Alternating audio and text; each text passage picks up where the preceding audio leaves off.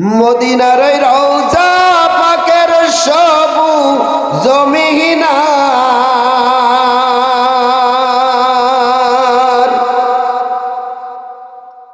মদিনার ওই রওজা পাকের সবুজ মিনার, ওরে দু চোখেতে ভাসে সদা ধ্যানে যে আমার কামলিওয়ালা রহমওয়ালা নবীজি আমার। ঠিক কিনা বলেন? আরো জোরে ঠিক কিনা বলেন? কামলিওয়ালা রহমওয়ালা নবীজি আমার, দু জাহানেরই বাদশা নবী কল নবী সরদার, কামলিওয়ালা রহমওয়ালা নবীজি আমার, কামলিওয়ালা রহমওয়ালা নবীজি আমার। মদিনার রওজা পাকের সবুজ মিনার, ওরে দু চোখেতে ভাসে সদা ধ্যানে যে আমার কামলিওয়ালা রহমওয়ালা নবীজি আমার, কামলিওয়ালা রহমওয়ালা নবীজি আমার। ছেলে স্ত্রীর ডাক দিয়ে কয়, স্ত্রী রে কপাল আমাদের খারাপ, আমাদের মেয়েটার 3টা গুণ ছিল, যদি বংশমর্যাদা ভালো হতো তাহলে নবী সুলাইমানের সঙ্গে মেয়েটার বিয়ে দিতে পারতাম। স্বামী আর স্ত্রী কথা বলতেছে, পাশের ঘরে মেয়েটা জায়নামাজে বসেছিল, আওয়াজটা মেয়েটার কানে ঢুকে গেছে। খেয়াল করেন, মেয়েটা সাথে সাথে জায়নামাজে সিজদা দিয়ে আল্লাহর ডাক দেয়, ও দুনিয়ার মালিক, কেউ যেটা পারে না সেটা তুমি পারো, কথা কয় না। কেউ যেটা বোঝে না সেটা তুমি বোঝো। ধনীর ঘরে তুমি পাঠাও, ফকিরের ঘরে তুমি পাঠাও, ও দুনিয়ার মালিক, আমি দুনিয়ার মানুষের সঙ্গে প্রেম করতে চাই না, সম্পর্ক করতে চাই না, যার কাছে ডাক দিলে যে ফেরাই না। আল্লাহ, আমি তোমাকে গভীর রাতে সিজদার মাধ্যমে চোখের পানির মাধ্যমে ডাক দিতে চাই। মেয়েটা আল্লাহর সঙ্গে নামাজের মাধ্যমে বারবার ফরিয়াদ করতেছে। ও তৌহিদি মুসলমান, আমি আপনাদের কাছে জানতে চাই, কেউ যেটা পারে না আওয়াজ দেন, সেটা পারে কে?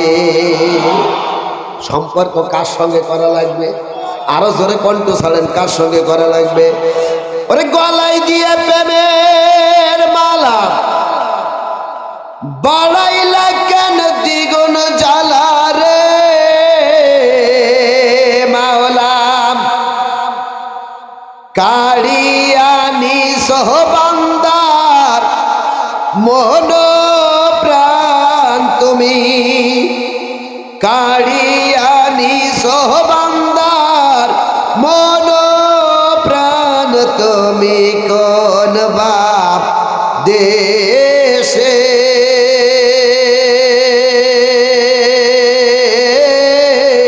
রইলা রে দয়াবান। একটু জোরে বলেন আল্লাহু আকবার, আরো জোরে বলেন আল্লাহু আকবার। ও দয়াল তোমার লাগিয়া ভিখারি হব গো আমি, সইপা দিয়া হাসি মোর মন প্রাণ আমি, সইপা দিয়া হাসি মোর মন প্রাণ তুমি, কোন বাপ দেশে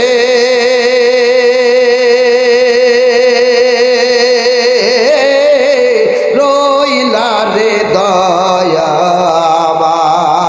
একটু জোরে বলেন আল্লাহু আকবার।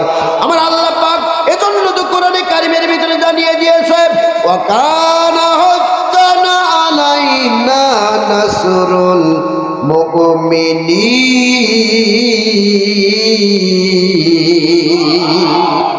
বন্ধুরা আমার ভাইরা, মেয়েটা গভীর রাতে জায়নামাজে সিজদা দিয়ে আল্লাহকে ডাক দিয়ে চোখের পানি ছেড়ে দিল। যখন সকালবেলা ছেলে মাছ ধরতে রওনা হলো, তখন খেয়াল করেন, এখন মেয়েটা আব্বার কাছে যায়, আব্বা গো জীবনে কখনো কিছু চাই নাই। আপনি আর আম্মা যে গল্প করতেছিলেন আমার কানে এসেছে, আব্বা আমার কথা নবী সুলাইমান মানুক আর না মানুক, একটা প্রস্তাব পত্র নবী সুলাইমানের কাছে আমাদের পক্ষ থেকে পাঠানো হোক। জেলে রাগ করে বলে, মা রে, বামন হয়ে চাঁদ ধরার স্বপ্ন দেখা ভালো না। নবী সুলাইমান জানতে পারলে আমাদের মাছ ধরাও হবে না, এলাকা থেকে হয়তো বের করে দেবে। আমার বন্ধুরা, আমার ভাইয়েরা, মেয়েটার কান্না আরো বেড়ে যায়।